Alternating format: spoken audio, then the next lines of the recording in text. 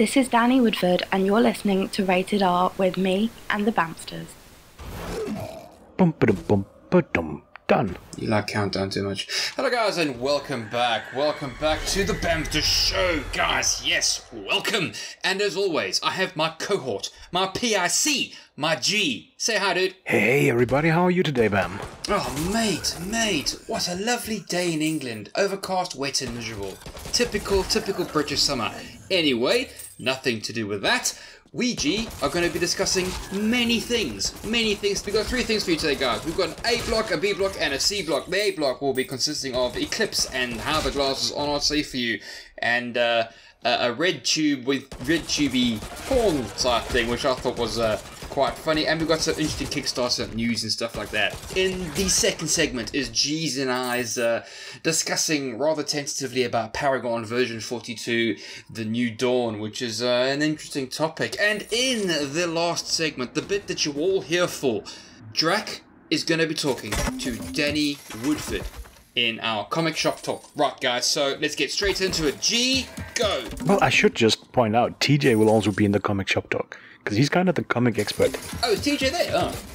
Oh, right, well, yeah, he's the actual expert. Drac's the leech, and Danny's the guest. Sorry, you are correct, so yeah. But yeah, sorry for doing that one, mate. First off, you're right, let's talk some Eclipse, because people might have noticed there's an Eclipse thing coming on. Apparently America's freaking out because there's an Eclipse that will hit them. Oh no. And people have been buying up these Eclipse sunglasses, and the sunglasses is the wrong word for it. Eclipse safe glasses, which are really dark glasses. We're talking kind of like the ones you and I have used for welding in the past. Welding? Ooh, you don't want to see my welding, G. Oh, actually, I think you have. I have. Yeah. It's bad. Right, well, believe it or not, dude, I know there's going to be an Eclipse sometime soon. And I know there's a lot of people freaking out and how Doomsday is going to arrive on the 21st of August and the world's going to come to an end and all this stuff. And it's like, hang on, it's just the moon passing in front of the sun and it's tracking across America.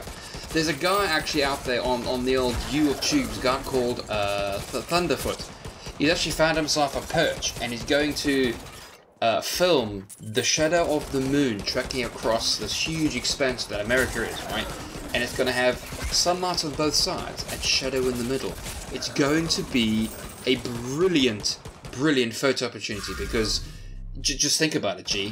Where else would you ever see that apart from an eclipse? Nowhere else, mate. Oh yeah, but here's then the thing that's been coming up, and we're mostly doing this part because, you know, I wanted to make sure everybody stays safe. You can get these Eclipse glasses that I mentioned, and if you want to look at the eclipse, and if you're not Thunderfoot or amateur astronomer, etc., if you're not somebody who's really into this, you might have just gotten some random eclipse glasses from a store or out of somebody's truck down at the parking lot outside of Walmart. It turns out a lot of them don't work. They're not safe. Okay, I thought you were going in a completely different direction. G, please enlighten me. Why aren't they safe? Surely they've got some rules and regulations of what they can sell and how they're selling it. I mean, that's what happens in England, in the UK. If you sell something by lying about it, you can get your backside thrown in prison very quickly. Yeah, the laws in that area are similar in the US, but you and I both know when there's money in something, counterfeiters come out and sell crap. So you're telling me that the Eclipse glasses these guys are selling, don't buy them, make sure they come from a accredited source. So go to an optometrist or an optician's and they will give you glasses? Well, here's the thing, there's an Astronomical Association thing in the US who have a list of safe providers. The AAS.org can advise you where to get glasses that are safe. You can look for a little logo called the ISO, International Standard Organization logo. Thing is, some people are having fake glasses made with fake logos on it. They're not allowed to put them on. But the best you can do if you have glasses, you can actually test them. If you use them and if you hold them up and look at the sun should not look more bright than a full moon at night. If you wear them inside, you should not be able to see pretty much anything except if you have like an incandescent light bulb, an old school light bulb that hasn't been frosted, you should be able to see the little metal bit inside of it. Or if you have a cell phone, smartphone with a very bright LED light or a halogen light, they should also shine through. Arc welder's torch should shine through. Anything else should not.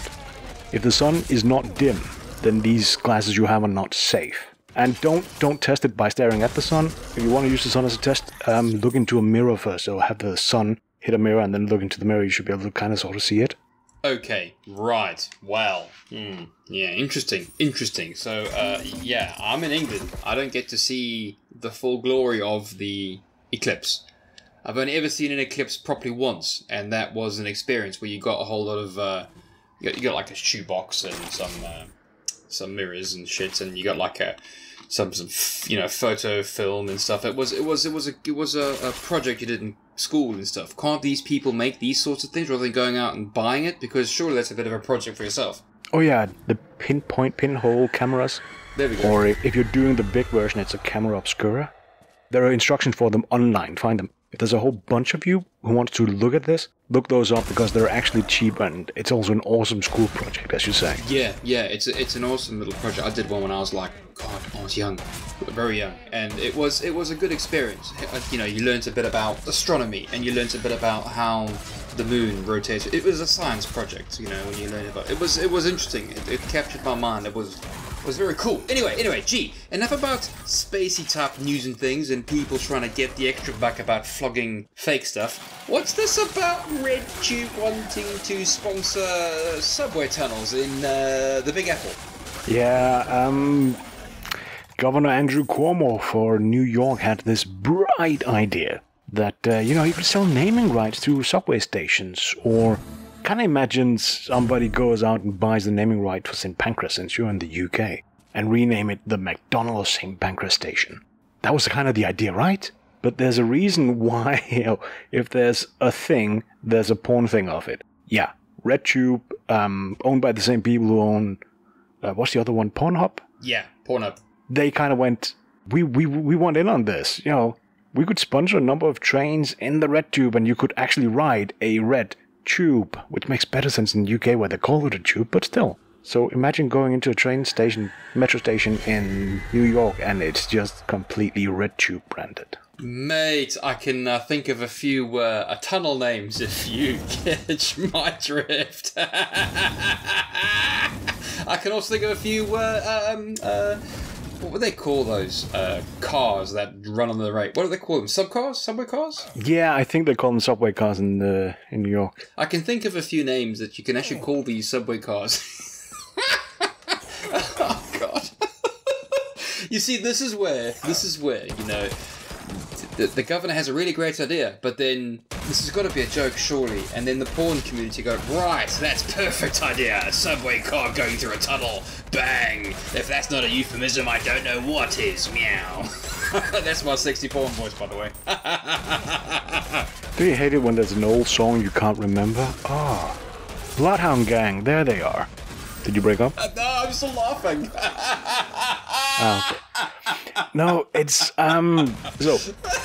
Redtube has kind of said, yeah, we will do this, and you might be a little bit too young, and some of our listeners might be too young to remember this, but there was a time where, Times Square was basically just stores selling porn paraphernalia, and, yeah.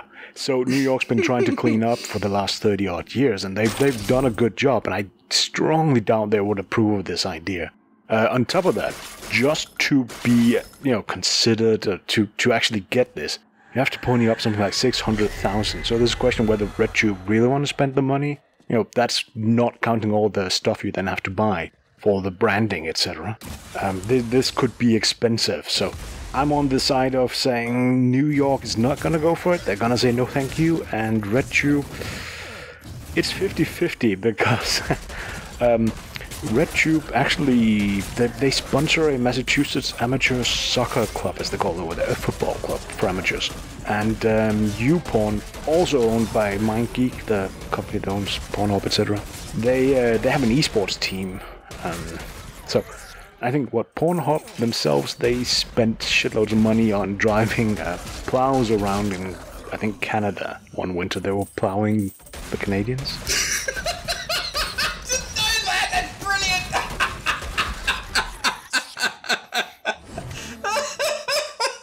So it's a 50-50 whether YouTube will go through with this. Sorry, Redtube. Please make it happen, wrong please. one. But I don't think New York is gonna actually follow through. I think they realize they fucked up. Please, mate, no, they're gonna make it happen. Listen, that'll be fucking brilliant. The thing is, there's a lot of people. I say a lot of people, quite a few people, right?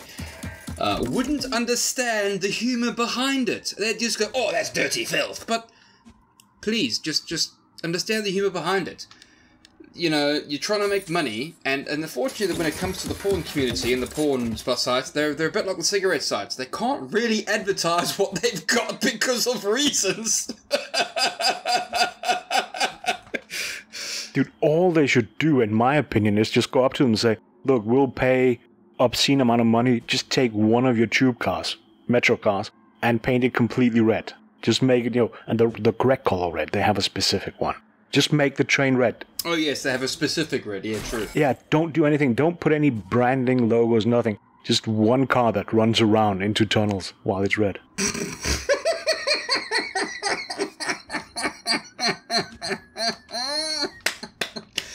Oh, gee, they've got to make it happen. Dude, they've got to make that happen. Oh my god, that's brilliant. Absolutely brilliant. Good lord. Well, again, this is something that I'm pretty sure in America won't happen at all. It just will not happen.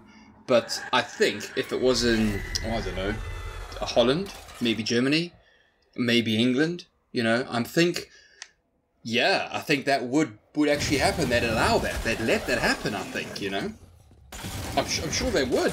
In fact, I'm almost certain of it. Yeah, there's something, I'm from the country that was the first one to legalize porn. There's a lot of countries where it never got made illegal, but a lot of European countries made it illegal to make porn, to sell porn. And Denmark was the first one who went and said, "No, let's get rid of those laws."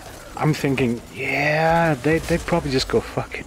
Do whatever the hell you want here. Have a train station." Within reason, because you do realise that I agree with painting it the subway car red and naming specific tunnels. Cleverly named, though, for example. Because, kids use the subway stations as well and whatever have you. So you've got to be careful about what content gets seen where. I understand that. So if you're clever about it, you could get away with so much. So much. Dude, there are buses riding... Well, I don't know if they're still there, but at one point there were buses riding around Copenhagen with a banner on the side that basically just a picture of some boobs. Naked boobs. Just riding around Copenhagen. Oh no, dude! The thing is. Also, you say that as well, but in the UK as well, right? There's the page 2 model or the page 3 model or whatever have you. If you launch that I think it's the Sun or some shit. Well, anyway, if you took that newspaper and sold it in America, some of the Americans would have a shit fit because there's a full frontal of a gorgeous chick, full frontal bearing all, and it's like, oh my good lord. Obviously all of it's photoshopped to death, but if you did that in America, there would be some serious ramifications, because for some reason quite a few, not all, are squeamish about things like this. Quite a few. But in England, I want to say it's a European thing, Euro trash thing, where seeing naked people isn't really a major issue. Still, in England, stiff nose, hard upper lip, all that sort of thing. People are a bit touchy about, "Oh, that's not cricket, lad. Oh, you've got to carry on." But I think you get away with it a little bit more than you would in America. So they need to do this, please. It's brilliant. It's a brilliant idea. And if New York needs money, then do it. But, if Redtube want to advertise, come to England, bro. Seriously, I think you'll get away with a lot more. Right, let's get off this topic. Let's get to the Kickstarters. Let's leave that where it lies, quite literally, because I think a lot of people are going to get upset with what we've been saying. Yeah, let's get away from Redtube. It's brilliant though, brilliant. Well done, Redtube. Well done. Good. Yeah, let's do something slightly more serious. Not with all the giggling. Every so often we kind of take a look at Kickstarters, and just what's going on, which Kickstarters are relevant. These things run for a month or two, so we should probably do it a little bit more often. But there's a few that's that are going on right now. So as you're listening to this, these are some that we think you should go out and have a look at. And I'll start off. Proceed is a little game running there. It's a 2D platform, everything hand-painted. Really pretty, really colorful. Yeah. Think an AI that's been built by humans to go out and find a new home for humanity. And it's running around the universe, and you have to take it around the universe, and then while you're there, you have to, you know, as a platformer, run around and solve things, and apparently also break a few things. Well, you like that sort of a game, mate, whereas I quite liked the Kickstarter Iron Oath, right? They've got 10,000 pledged, their goal's 45,000, this is dollars, and it's kind of reminds me of a medieval / Viking version of Final Fantasy. It kind of reminds me of that. Iron Oath has gotten a lot of attention. Yeah, we're just giving it more attention. It probably doesn't need it. But yeah, tactical RPG, and where there's a kind of living world on top where you can actually more or less destroy some of the cities. Kind of interesting. I liked it because of the art style. Again, it reminded me of the whole sort of medieval sort of Viking sort of thing, and I like that. I like that. It is. I don't think the living world will make much sense, but if they can pull it off and make it work, it's going to be a brilliant game. And yes, it's had quite a lot of attention because, you know, quite often good games get a lot of attention, and this looks like to be a good game. Don't tell Eben, he'll go and sponsor. He sponsors everything he likes. Oh yeah. One that, you know, the last two we have on the list I've been kind of interested in. Beyond Human, which is one of those Metroidvania sci-fi hack-and-slash platforms. There's a lot of them. This one kind of looks nice. There's not really that much to say about it, but there's a demo up. You can try it. That's kind of one of the good things in general, but it's a simple enough game, and it reminds me of a lot of the games that we played 20 years ago. It's sharing some of those feeling, both graphically and playstyle, but of course updated for a little bit more, well, today, a more new world. I've been playing a platformer called Unboxed, and yes, before you poke me about it, I have got the review ready, so there might be one coming from me very soon. I didn't get on with that game particularly well. I like the art style, but that game reminds me of this game, the way it plays and the way it feels. However, if you're wanting another sort of, I'd say a darker sort of, I'm not sure if they've released alpha footage or beta footage. This looks like pre-alpha footage they've got. It reminds me of sort of Evangelion and Ghost in the Shell with a little bit of Resident Evil. Those sort of three things, just by watching the trailer and reading, you know, some of the descriptions or whatever have you. Game's called Phoenix Springs, a neo mystery adventure game. So breathe in. It's going to be interesting. I quite liked the feeling it gave me. It's like, oh god, that reminds me of Ghost in the Shell. Oh, that bit reminded me of Evangelion. Oh, good lord, that bit reminds me of the whole sort of feel it gave me. Is a bit of like Resident Evil-y, but when Resident Evil was actually scary.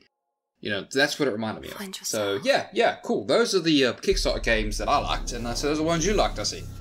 Yeah, Phoenix Springs was interesting because, at least to me, it's a point-and-click game, point-and-click adventure, apparently, and there's a resurgence of them. A lot of them bad, but this one looks pretty good. I love the style they've made, visually.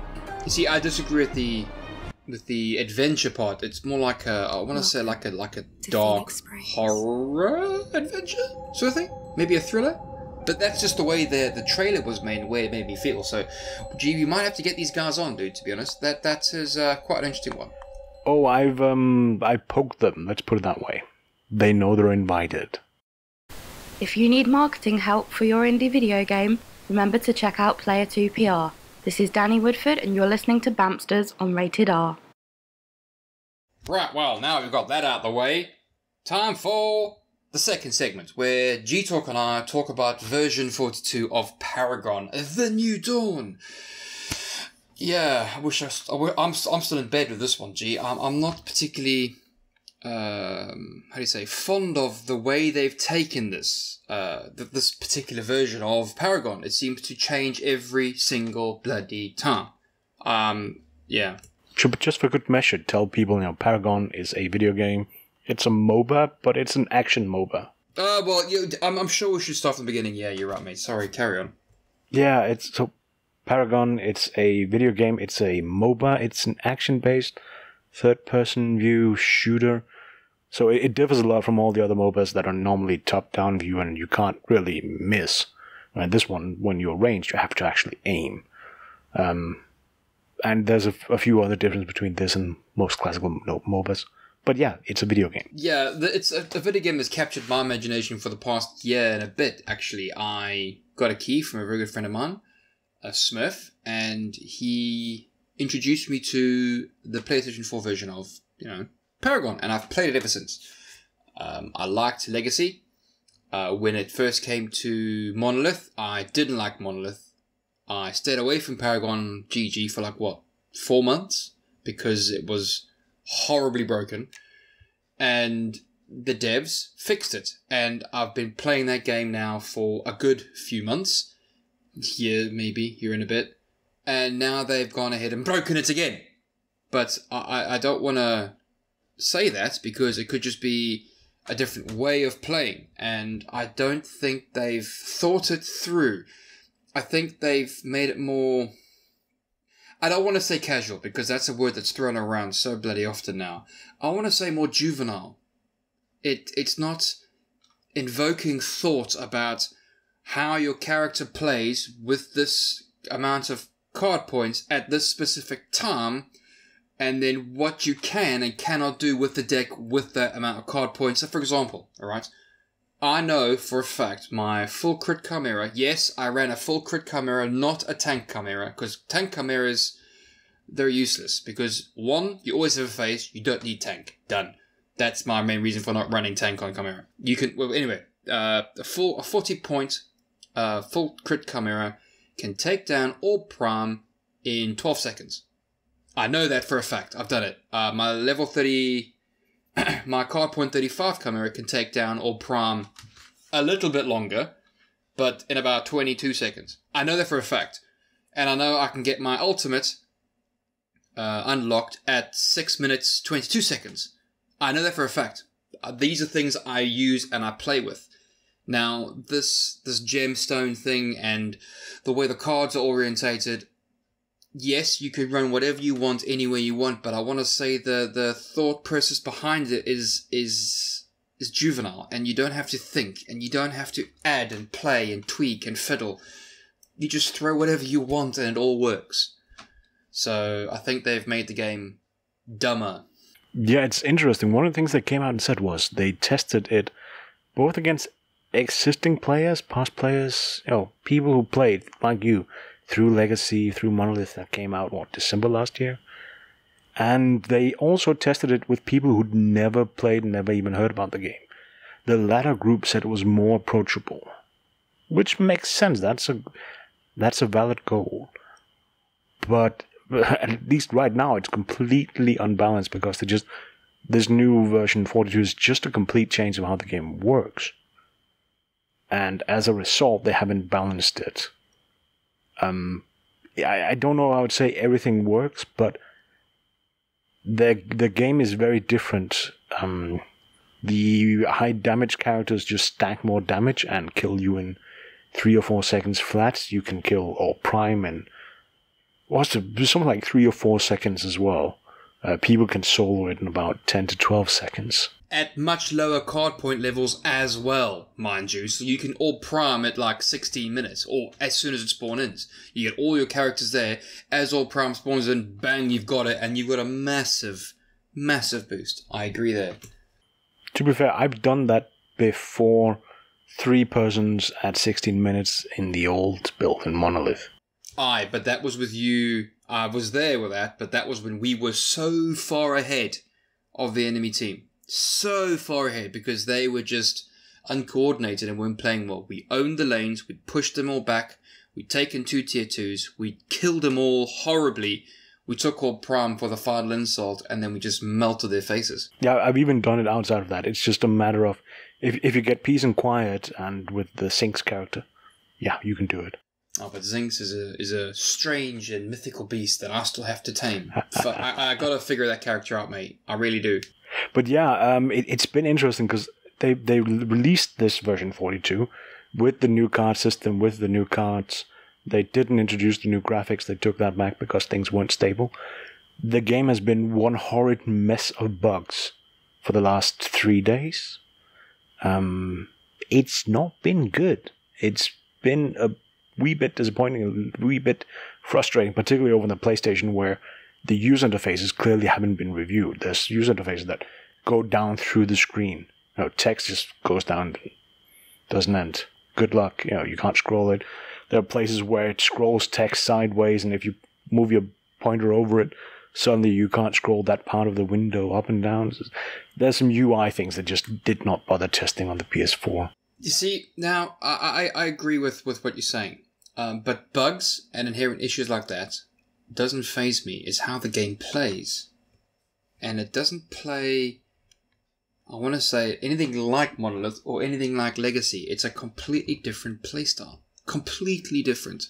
Oh, yeah. And I feel they need to change the map for one and rework the characters because the abilities are still from the old characters.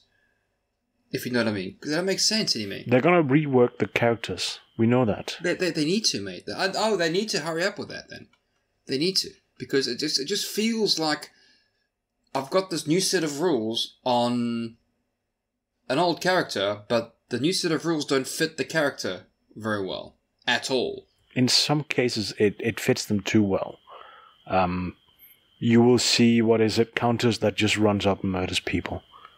More so than in the past. You will see, meanwhile, supports that just don't work. The support characters are all, with perhaps the exception of Narbash, they're pretty much broken. They don't have a place anymore. Teams play with 2 carries instead, or 2 junglers.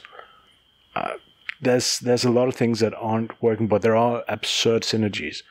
Like, Gideon, there's a card that just drains somebody's health but doesn't kill them, you get that hit on them, and then ulti them at the same time. It's a guaranteed kill. That card with Morgesh, it's a guaranteed kill. There's just these combinations that are way too powerful. You will see murderballing right now. It's just going on. No match on the lower levels, outside of platinum levels, no match takes more than 30 minutes.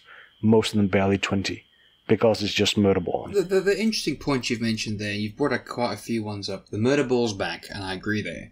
And the fact that quite a lot of characters synergize with each other. And you also brought up an issue of the UIs and stuff. Now, and the fact that they're going to be doing these things. Now, I'm just hoping this is just teething issues, because Paragon is the only MOBA I've played. And I won't lie there, I have dabbled in LoL, but I wouldn't say I've played LoL. I've dabbled in Dota, but I wouldn't say I've played Dota. I've played Paragon. I know how Paragon works. I just hope this is teething issues, and I can come back when they're finished, and all the teething issues are done, and the game will be great. Because I've got a Grim deck right now, okay? And right now Grim is the most nastiest ass carry that I've figured out. With his damage scaling and his rate of fire. Beats everyone, including Revenant.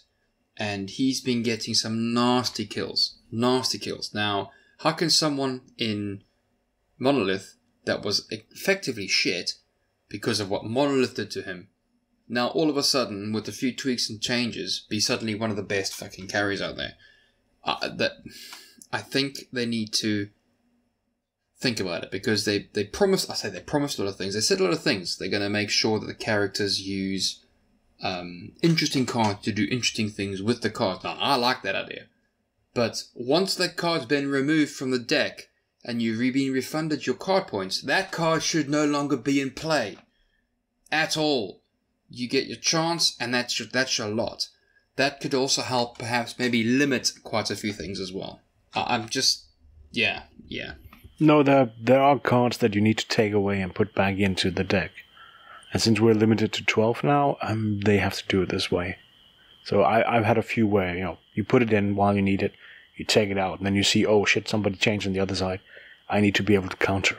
Aye, and if you weren't able to counter, that's your fault for removing that card. You see? Therefore, you're now nerfed to an extent, you see? Being a countess, for example. No, the things like power tap, the consumables in general, the combustibles, you lose them either by accident. The combustibles disappear from your hand when you die, or the consumables when you choose to use them. You need to be able to rebuy them, and Power Tap is one of those where you go, okay, here's 4,000 gold, as it's called now, and you get that card, you spend it, you get your power. But if you have 4,000 gold, you buy it again, you get more power. There needs to be, at least with many cards, the ability to put it back in. The main thing I think what they're trying to do with Paragon is they're trying to incorporate all the cool things about all the other MOBAs. And if they can get that right, I think they'll have a winning game. But my god, the teething issues. Holy moly, the teething issues. They need to get through the teething issues. They really need to.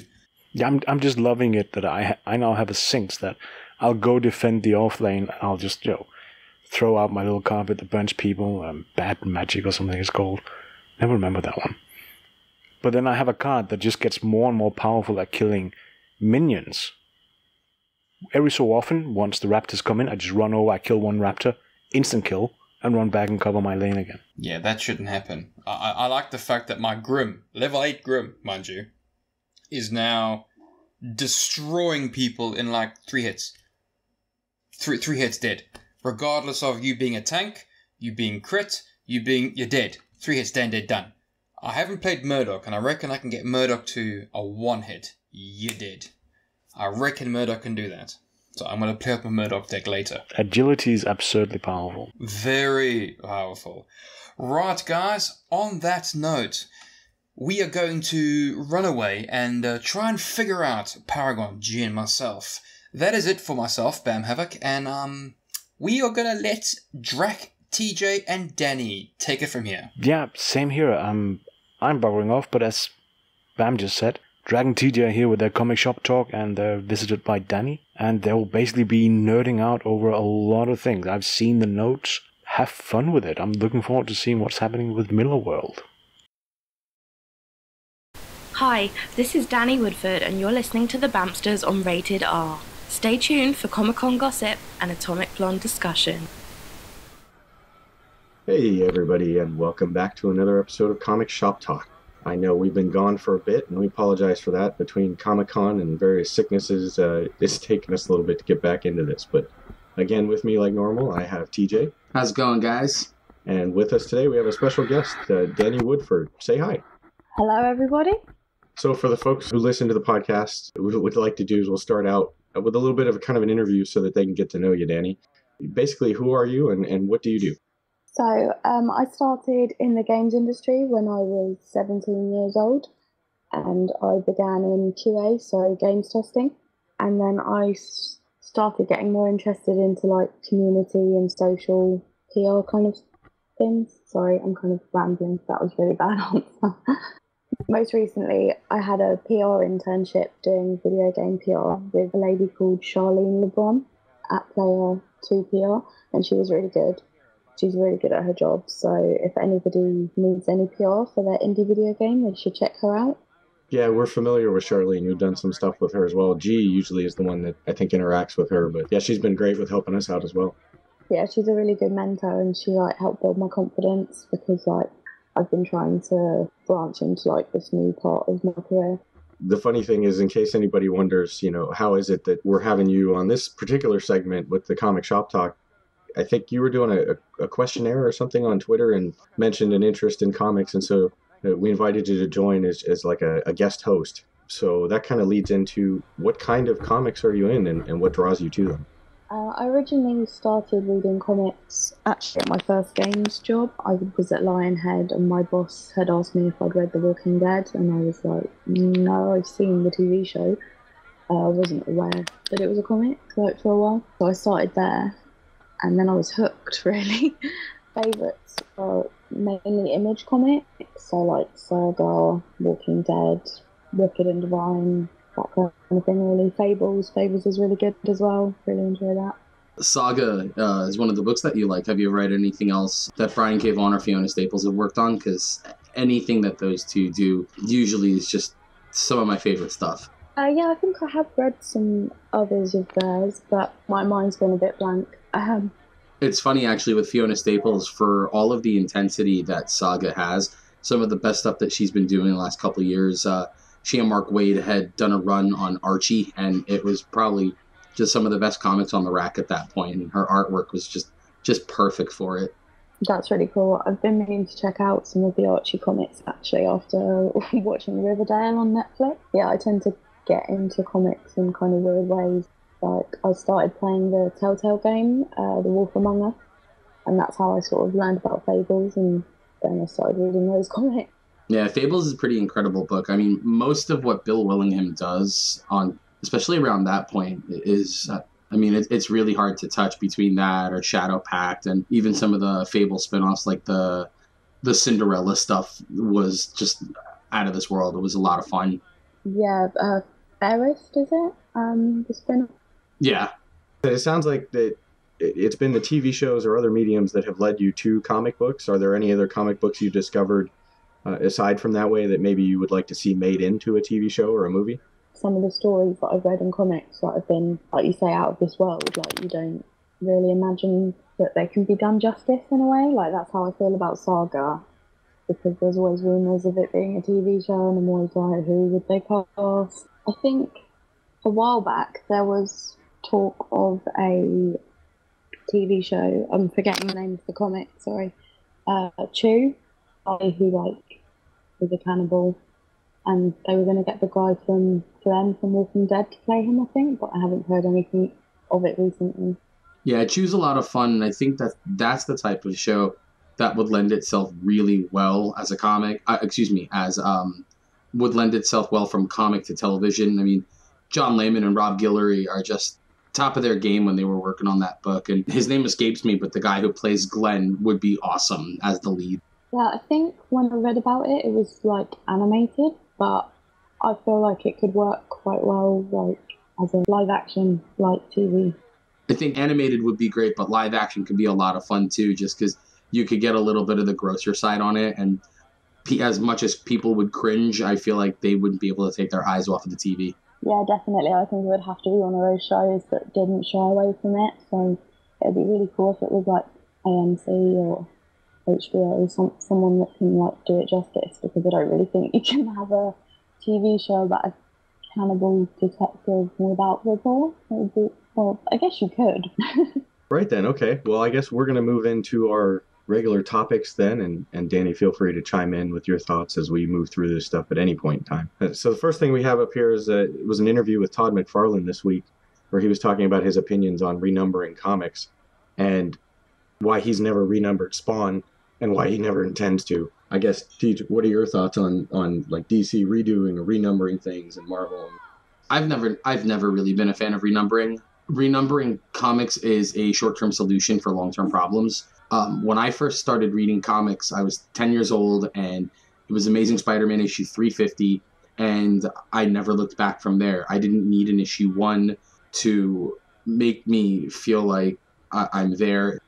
My thought has always been, find the thing that you think looks cool, no matter what it is, try it out and see what it does for you from there. And if you like it enough, if you feel the need to go back to the first issue, you can, but you don't need to, especially in superhero books. The further you go back, the more it becomes historical and less it becomes relevant. It's really tough with superhero titles like that. But I do think instead of renumbering titles, just cycle new creative teams in. You've got writers that are on certain books right now that have been working on that character for maybe 7-8 years. And at a certain point, you have to look at the low sales and say, maybe it's time for a new vision to come in. Maybe it's time for someone else's voice to come in and help out said character. And again, it's just a short-term solution to long-term problems. Did you ever think you were going to agree with Todd? In some ways, yeah. Look, I tell everybody, the first 3 Spider-Man artists I fell in love with were Todd McFarlane, Eric Larson, and Mark Bagley. And while I don't necessarily agree with all of Todd's opinions in comics, I mean, there are more important things in comics than making money, obviously. But he has left piles and piles of cash on the table in the last 25 years by not just going back to Spider-Man and doing a Spawn Spider-Man team up for the people who have wanted that. But, I mean, he knows what's best for his character, and it's worked out well enough.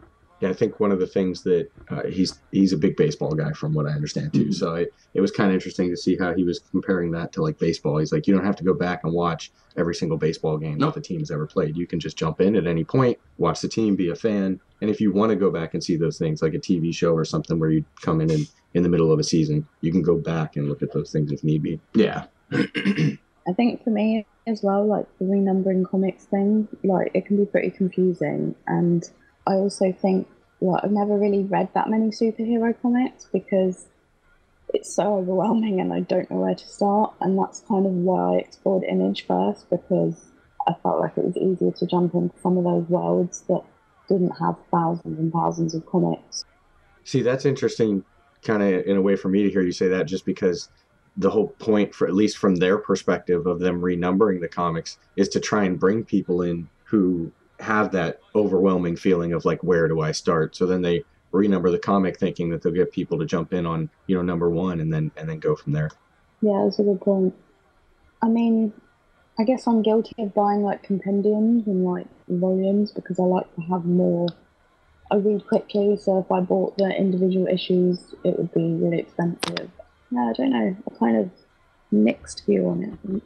All the publishers have to do in a situation like this to get new readers in is continue to release trade paperbacks that have multiple issues from different eras of said character to give you a feel of how the character has evolved and how the character has grown. And really, you know, especially with superhero titles, it just, you know, go to your local comic book store. Any comic shop employee who loves what they do and is good at what they do will help you get set up on reading characters and getting into it without necessarily having to start at an issue 1 from 25, 30, 40, 50, 75 years ago. Sometimes it's just, hey, do you have this story, or do you have a story that's cool, or what would you recommend to a new reader? And most comic shop employees are happy to do that because they're happy to talk comics. Well, and you had mentioned bringing in, you know, maybe new ideas and stuff like that on comics. So I wasn't going to spend a lot of time on this, but I felt like we needed to mention it. The Signal's new outfit for Batman and the Signal. It's very Wolverine-like. Yeah, you know who the Signal isn't? Robin. But he was part of some kind of Robin gang. Robin has become a revolving door, and this only proves it. And bring back Tim Drake. Now, Danny, you'll have to forgive TJ, or he's stuck up on. I think he got stuck with Tim Drake, and he ignores any other Robin character after that. Because there is no other Robin character. So, okay, we'll move on from that then to some other big news that was out this week with Disney kind of breaking up with Netflix. They're looking to start their own streaming service. Yeah, it looks pretty interesting. From the sound of the breakup, it's not a full breakup. There's the talk of keeping Marvel and Star Wars on Netflix, which I think is really smart, especially considering how well the Marvel Netflix television series have done. But there's nothing wrong with Disney trying out a streaming service. At this point, CBS is doing a streaming service with the new Star Trek show. DC Comics is going to be doing a streaming service for the new Young Justice cartoon and the upcoming live-action Titans TV series. I already have an all-horror podcast that I subscribe to. I've got WWE Network. So there's so much streaming available right now that, I mean, sure, it depends on how much you're going to be spending on it. But at this point, it's just rendering cable obsolete. So I'm okay with it. That's kind of the problem I feel with it, though. As much as I love having a bunch of different options, the problem I think comes from having with these different streaming services is, you know, you really want to watch something that's on, you know, Netflix, and it's only on Netflix. And then there's another show you want to watch, and it's only on Hulu, and another show you want to watch, and it's only on, you know, Disney's new streaming service or CBS. And how are you going to afford every one of these streaming services? You're already paying $100 or whatever for cable. No, I cut cable a long time ago. I don't mean you. I mean the royal you, as it were. Wow. Okay. Yeah, for me, like, we only have Netflix here at the moment, and we've kind of survived. And I guess, like, a couple of people have said, like, the party's over now, like, we're going to have to pay for loads of different streaming services. But, like you said, cable, or like here, like, the majority of people have Sky, which they pay way over £100 a month for all the channels. So, yeah, I just feel like it's heading that way. But then I've also seen people say that Netflix is the future, but I don't know if they mean Netflix itself or like the whole kind of streaming TV shows. idea, because I guess they did it first. Yeah, they definitely, I think, broke some serious ground with that. And I think it's probably more of the Netflix is leading the way into that type of service being the future. And the cool thing is, at least when you subscribe to these different things, is, you're subscribing to them because they're doing programming that you want to see versus, with the cable or satellite dishes here or Sky over there, you're getting, anywhere from 60 to a couple hundred channels, and you may not even watch most of it anyway. Yeah, the big thing to think about too is everybody's worried about cost and all that. But for a lot of this narrow focused stuff, it's really not going to be necessarily as expensive as everybody might think. I subscribe to a streaming service called Shudder, and it's all horror movies and horror TV shows, and it's $5 a month, and I get just all of the content that I personally want to watch and want to consume. And, it costs less than a meal at a restaurant. So it's really not that bad. And just because there's all this new streaming service, everybody is worried about all the stuff that they're going to be subscribing to. You're not going to subscribe to everything. Just again, narrow the focus and choose the things that fit what you want. Well, I think the key there too is keeping the cost down so that people can afford to subscribe to all these different services if they choose to. For sure.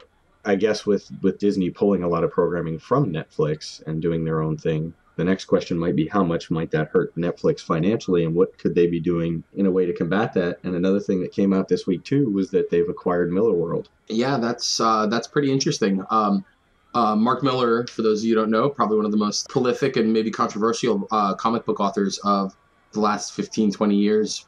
I love most of what Mark Millar does. There's some stuff that I'm not necessarily a huge fan of, but you can't say that the guy hasn't been influential in comics and in a lot of ways in Hollywood. There are so many adaptations of his that people love that they don't necessarily know are comics.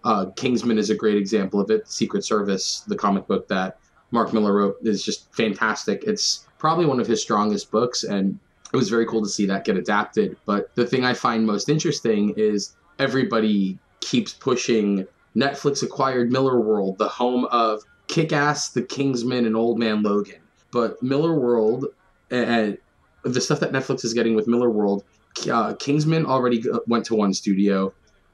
Kick-Ass is at another studio, and Old Man Logan is a Marvel book that Mark Millar wrote. So I thought it was kind of funny the way they played it up a bit, where, hey, these three things that you know, but they're not really a part of this. But I think the biggest thing for me, my favorite Mark Millar comic of all time, Mark Millar and Lionel Yu did a comic book called Superior, and it hands down, it's the best book that Mark Millar has ever done. So I'm really hoping that with Millarworld Netflix happening, that's one of the first things that gets adapted, because it's really just a fabulous, wonderful comic. I think, like you said, it's been played up a bit. Those things on the article are the ones that I would recognise as well, like off the top of my head. I'd have to look further to think what else he'd done that I'd be interested in watching, but anytime Netflix gets something new, I'm always intrigued to see what they'll do with it. Well, I think we've probably held off enough at this point that we did promise we would talk about Comic-Con, and so I think TJ and I will probably go over a few of the things that we did there, some of the things that we got to see, and how that all turned out. I know, I think it was maybe 2 episodes back, you guys would have gotten to hear my rant on the crowds and the lines and the utter insanity that goes along with that, so I'll try to avoid too much talk of that.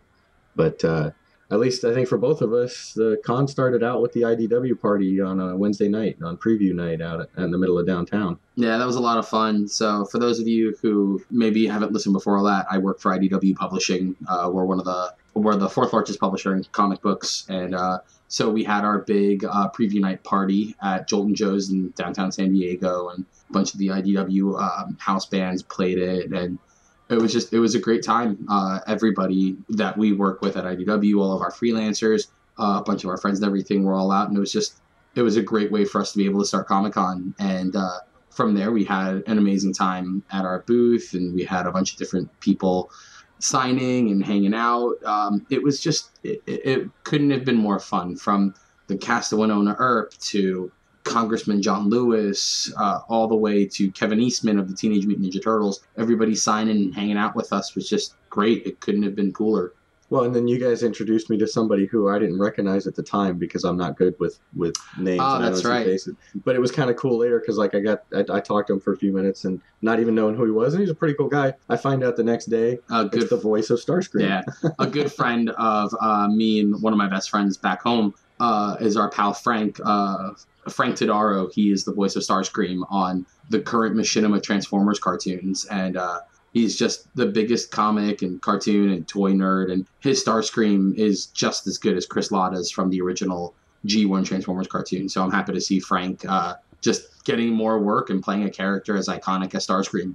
So did you get a chance to wander around outside and you see much of the stuff on the outside of the convention center? Nah, the problem with Comic-Con when you work in comics is that Comic-Con, as much fun as it is, it's work.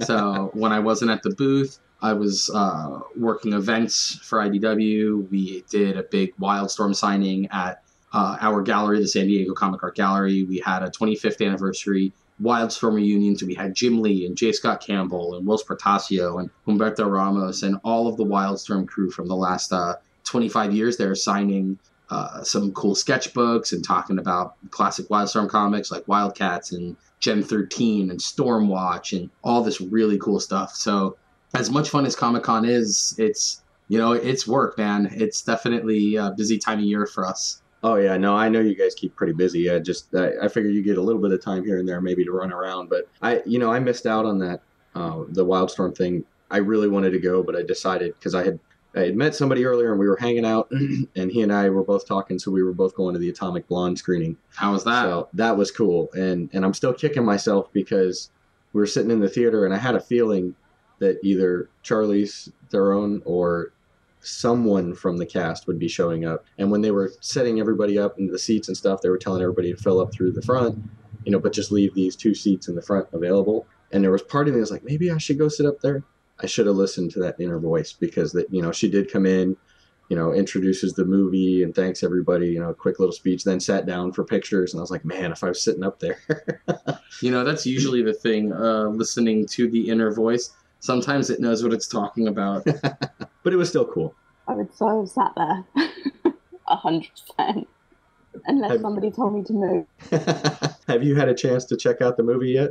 I haven't, but I really want to see it. I think it looks badass. I'm glad she was cast, as opposed to, some other actresses that seem to be getting cast in everything lately. Well, the really cool thing was getting to see some of the training and stuff that she had done for this, because she did a lot of her own stunts for that. And I think she's like 40 or 41 years old. And I mean, she's really out there kicking ass. And the great thing about the way that they filmed the action sequences in the movie was it's a lot more believable action. She doesn't just walk in. It's not like Black Widow from Avengers. She doesn't just walk in, kick everybody's ass and walk out.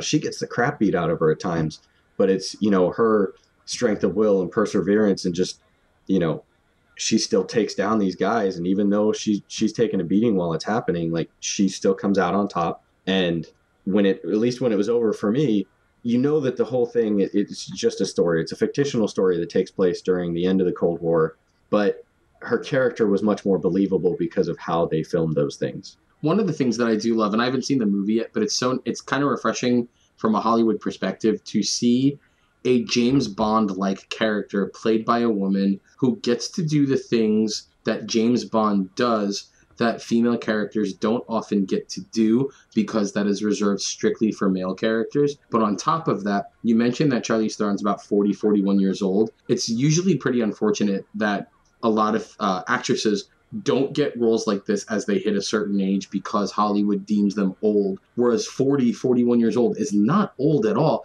And quite frankly, 50 isn't even all that old. But it's amazing that, she's right out there. And for me, talking about James Bond, this movie, Atomic Blonde, is as close on the female aspect of storytelling that John Wick was with Keanu Reeves. And it's just really cool to see her say, no, we can still do that. That's awesome. Yeah, there was a lot of parallels I think you can draw between this and John Wick. So I had a buddy of mine that went and saw it. He kind of felt a little lukewarm about it. But I think part of it is going in with certain expectations. It's an action film, and so I'm not expecting some phenomenal dialogue or some huge character development or anything like that. I go in with the same expectations I would of a Bond film, of it's action. It's a popcorn flick. You turn your brain off. You can sit back and just enjoy. Some of the other stuff outside that I did get to see was I waited for 4.5 hours on Saturday in line to get into the Netflix stuff because it was something that I hadn't seen some otherwise online. And there was some pretty cool stuff to see in there. They had a few things for the Defenders. And I took a quick picture of me like I was putting Daredevil in a headlock. Yeah, figured a few seconds from getting my ass kicked there. Yeah. But no, they had some stuff for... I think it's a movie called Bright with Will Smith.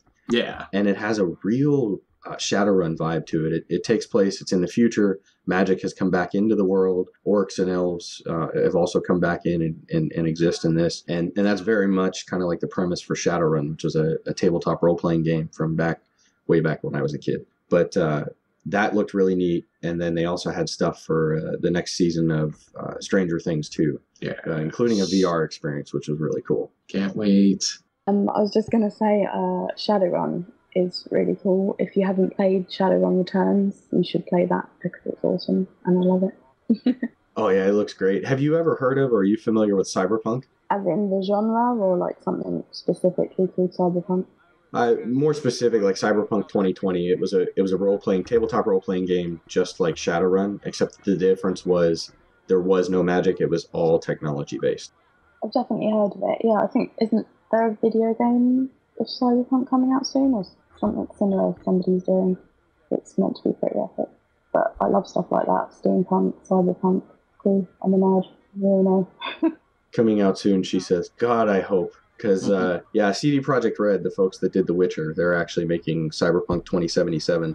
And I think they announced it as early back as 2012, maybe? I might be a little off on the year, but that more or less they put out a really cool CGI cinematic trailer. And then at the end, it was coming when it's ready. And there's been very little information since then. It's little tidbits here and there. And I think maybe within the last year, there was an interview with Mike Pondsmith, one of the creators of the tabletop Cyberpunk. So I'm very excited for that. I can't wait to see that. But yeah, we still got to wait a little while. Yeah, I love that they said ready when it's ready. Like, I think great because I think most of us would rather have a quality game and wait for it than it get rushed out and it be rubbish. Or not rubbish, but not as good as it could be. So I guess I'll go through a couple of the panels I got to attend on that Thursday that I was there. It was Call of Duty World War II Zombies. That looked pretty amazing. I was actually running late that day because of the IDW party the night before. Yeah. And it was kind of neat because the voice cast was, I ended up having, you had to go through a back hallway, the way they were funneling the traffic to go around to get in line to get into the room. So it was really neat because they actually, because I was running late, they were walking the voice cast across the hallway as I was coming down. So I got a quick picture of Catherine Winnick and David Tennant. And unfortunately, David Tennant was blocking Udo Kerr, and I'm going to kick myself because there's a French actress. She actually plays Elektra in the Daredevil. Elodie Young. Yes, Elodie Young. She was there as well. She's just outside the frame. But the cool thing was Catherine Winnick saw me taking a picture and then waved for the picture, which was very cool. But the stuff that they were sharing in there was really, really cool in that panel. And listening to Udo talk about, in parts about his career and how it started with... I love Udo Kier, but that's just because Suspiria is one of my favorite horror movies ever, so... Well, it was funny because he got his start in movies. Mm-hmm. He was on a plane, and there was a guy who saw him and I guess thought maybe he might look good for a part, asked what he did, and he pulls out one of his headshots, and he's like, "Oh, I'm an actor." And the guy's like, "Oh, well, write your information on the back," and he takes it. And then he said, a few weeks later, he gets a call from somebody here stateside, and they wanted to cast him for a role, and it ended up being him being cast as Frankenstein. Oh, that's awesome. And that started his career in horror movies, and he's got a great voice. He was doing a few things while he was up there. I gotta say, speaking of his voice and how great it is, to anybody listening, believe me when I tell you, you won't regret this if you do this. It should still be on Netflix right now. There's a cartoon on Netflix that Cartoon Network did a couple years ago. It's called Scooby-Doo Mystery Incorporated. Udo Kier is on it.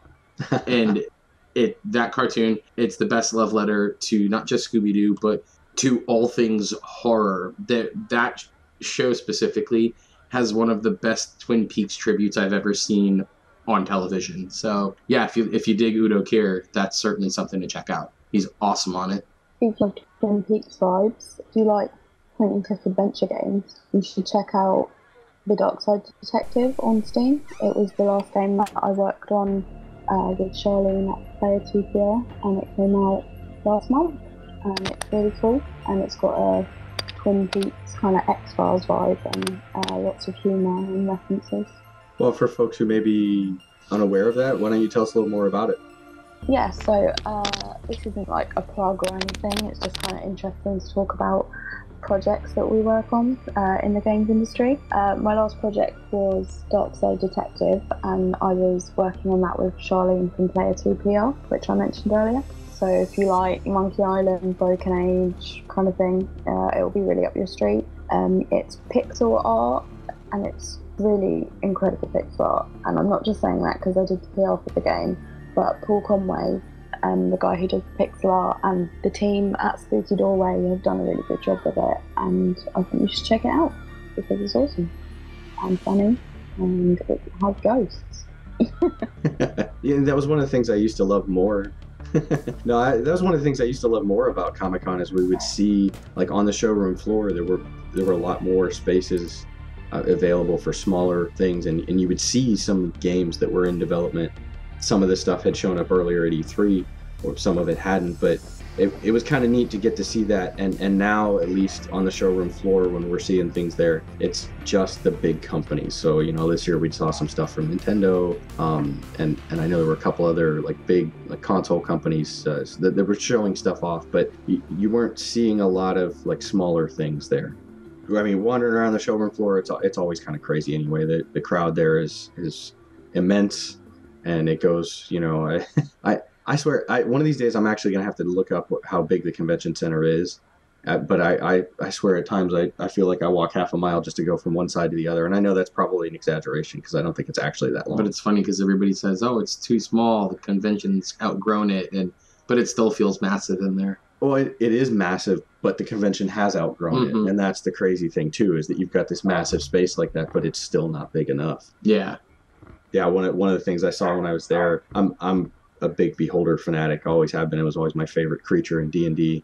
And they're actually, WizKids is releasing, they've already got some different trophy heads. So they've got, you can like put up on your wall. They've got a dragon head. They've got a Mind Flare or an Illithid. And they're doing a Beholder that's due out, I think they said the end of October. And I'm asking these guys, oh, how much is this going to be? And I got a price range anywhere from like $350 to like $500. And then I went and found a listing for it on Amazon, and it was $600. Somebody's already trying to get people to buy it for it. I'm going, the guys at the booth were telling me it could be as low as $350. So if somebody's selling it for $600, that's a pretty big markup. Yeah. You know, and it's really neat. If I had to try and describe what a Beholder is like, it's basically it's this circular mass of flesh with a large central eye and a big mouth full of teeth underneath that. And instead of hair, it has these 10 tentacle appendages that end in an eye on each on the end of each appendage. And basically each one of the eyes has a different magical effect. Nightmare fuel. Yeah, but I mean, they're always so cool. And I always got into them just because I've always had a weird fascination with eyes. So also wandering around, of course, trying to grab different pictures of all the different cosplay, because being one of the bigger conventions, I mean, even in some of the smaller ones we've seen, there's some amazing cosplay, which is really cool. But I was taking a picture of one guy that was in a Sith outfit from Star Wars, and I take the picture, and then right as I was taking the picture, this lady like jumps into the frame so she can take a picture with the guy. And I just snapped another picture real quick. And then I'm looking at the picture and I look up and it's Bai Ling. But before I had a chance for my brain to make the connection, she had already like jetted off and was gone again. And it's not the first time I know that I've seen pictures of her down on showroom floor. So I'm thinking whether or not she's a regular attendee every year, she is regular, like as far as, you know, just she'll flit around the floor and take pictures with different people. So that was kind of cool. So I guess, Dani, have you ever made it to any large conventions like that? I have actually. I'm really jealous that you guys got to go. It's like the one that I want to go to the most. I've been to like MCM in London, which is pretty cool. But yeah, I'd love to go to one in America. Well, I'd say if you haven't been to a larger convention, it's definitely an experience that you should try at some point when you get the opportunity. But I'm almost starting to find, too, that the smaller conventions are sometimes more fun and more interesting because you actually get to do more at them. Whereas, you know, a large convention like Comic-Con, you spend most of your time waiting in line. Oh yeah, 100%. I shouldn't be worried about that. It's that kind of thing. It's a lot of money and want to see as much as possible. So yeah, hopefully, like one of my goals is to, but I'd also like to go for work one day because that would be interesting. One of the conventions, something like that, is something that I'd like to do. Hopefully in the future when I'm less awkward. Well, cool. I guess we'll move on to our last quick topic here then before we start to do the closeout for today. But you wanted to bring up the new costume in the Disney stores? Yeah, this is something that I think is really cool, and it says a lot about the reach that comic books have, not just comics on film, comics in television, comics in animation, but comic books. The Disney store is going to be selling a new kids costume for Ms. Marvel. For those of you who don't know, Ms. Marvel, her real name, Kamala Khan, she is a teenage Muslim American superhero. And it's really, really cool to see Disney doing something like this. Because, again, this is on the strength of this character in comics and the reach that she's had and just how many, and not even Muslim American girls, but young girls in general, seeing a teenage superhero who looks just like a normal kid is really, really cool. And for whatever it's worth, I have to say, it's the strength of what Kamala represents as a character. G. Willow Wilson, Adrian Alphona, and Jamie McKelvey, who created the character, they have every reason to be proud of this right now. And anyone who tells you that diversity in comics isn't important, point to this costume being sold in a mainstream store like the Disney store. That's why the evolution of comics and comic characters is such an important thing right now. So I just, on a personal note, I have to say this is really cool. Plus, she's just the most endearing character in the Marvel Universe right now. I adore her. That's definitely a great character. And then the other thing, too, is at least looking at the pictures of the costume, it looks like they've done the costume really well. Oh, yeah, for sure. It just, the spirit of the character is there. And it's just, it's going to be nice to see, at least 40 different Ms. Marvels all throughout Halloween this year. And that's the world that I want to live in, man. It's really cool. Well, all right, folks. Thanks again for joining us for another Comic Shop Talk. And Dani, it's been awesome having you here. Thanks so much for joining us, Dani. It's always fun to have another voice and opinion talking about comics with us, so it's not just us two knuckleheads. All right, everybody. Well, that's it for this week. And stick around, stay tuned for next week, and we'll catch you then. Take care. Thanks for listening to Rated R. If you enjoyed this episode with me, Dani Woodford, and the Bampsters, don't forget to like, subscribe, and share.